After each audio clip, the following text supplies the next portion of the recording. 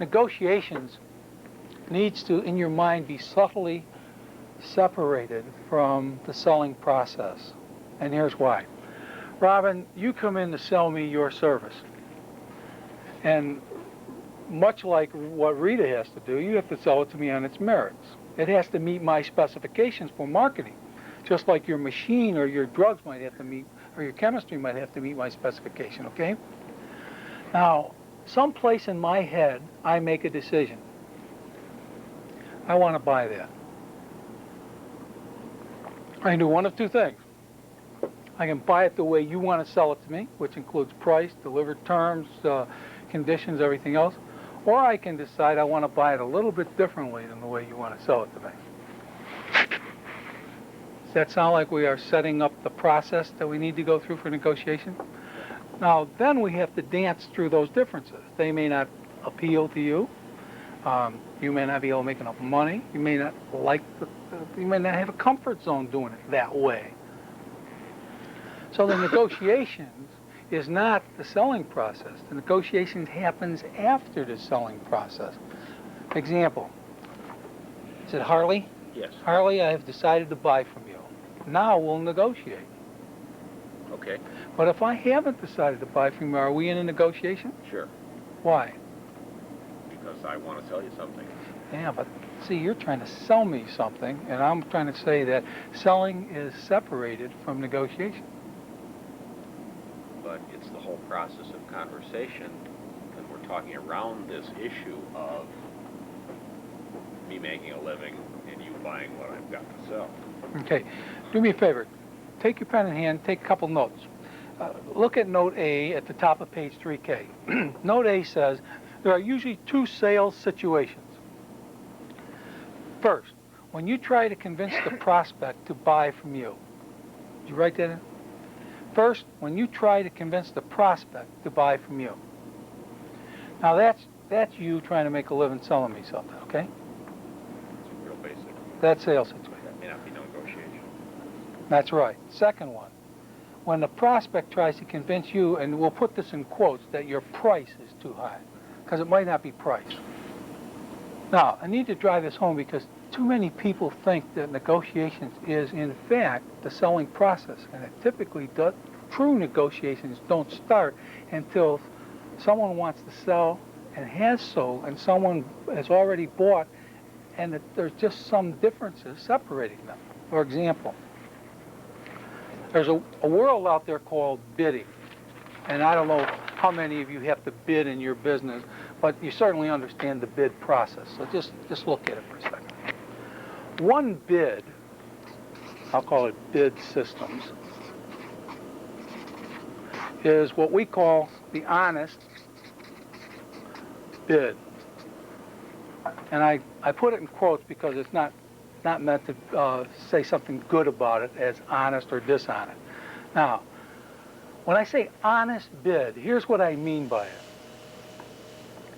Robin, I'm saying to you that I'm going to have these 4 people bid on my business. I'm going to take, quote, the lowest bid. And I'm going to be honest, because I'm not going to tell any one of you about each other's bid. So you all 3 bid, and I picked the lowest bid. Now think hard. What have I said to the 4 of you by taking... Price buyer. What have I said? I'm a price buyer. I've said that. Now take it further. Well, What does it really mean? That you just told the rest of them that you figure all their products were equal, and the only thing that would make a difference between the products was price. You get an A.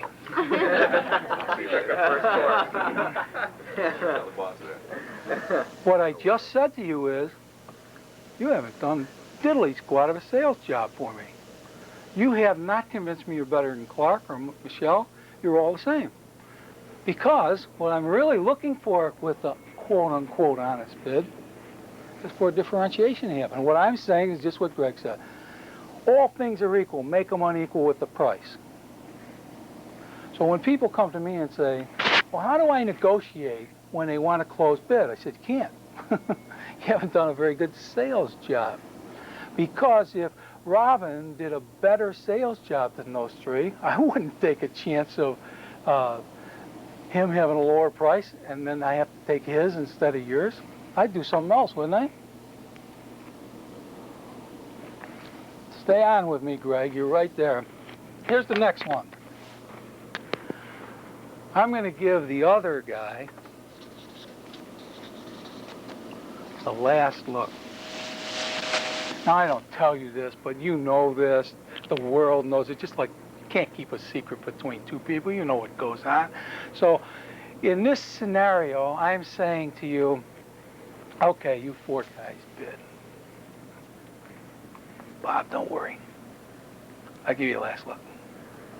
What have I just said to you? And I haven't done as good a sales job as he You has. bet your ass that's what I just said. And that's what I said to you and you too. So in the first case, I said none of you have done a hell of a good sales job because you haven't made any differentiation. Or in this case, worse yet, I've said you got the order. Probably. After I strip your skin a little. Either one of these negotiations so far? Can you negotiate here?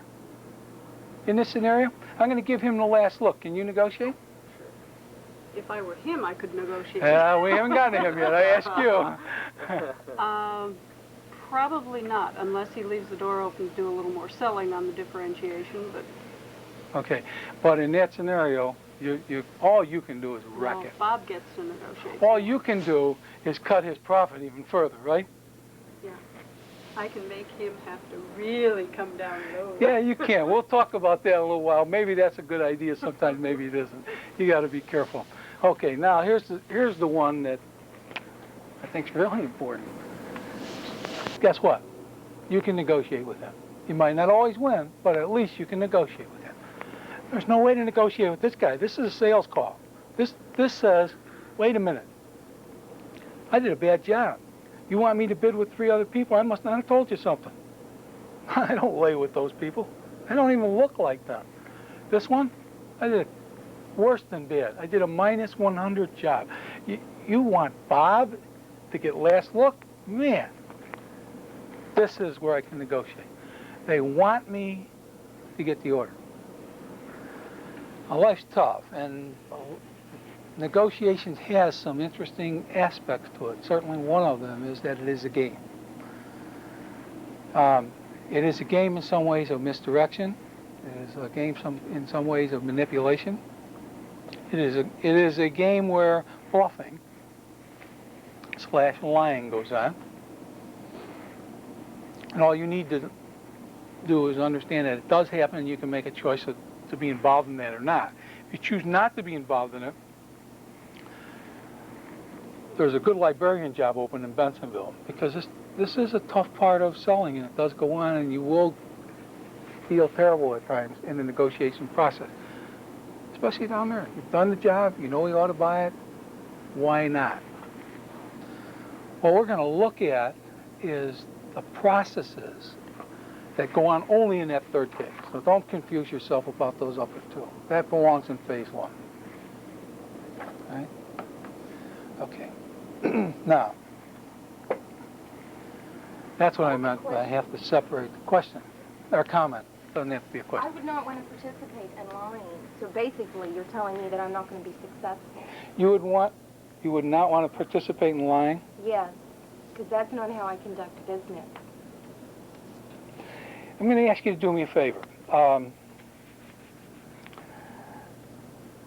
Later in this week, we're going to look at a thing called group presentation. And I'm going to use another incendiary word. Undo your arms. I'm going to use another incendiary word. It's going to be manipulate.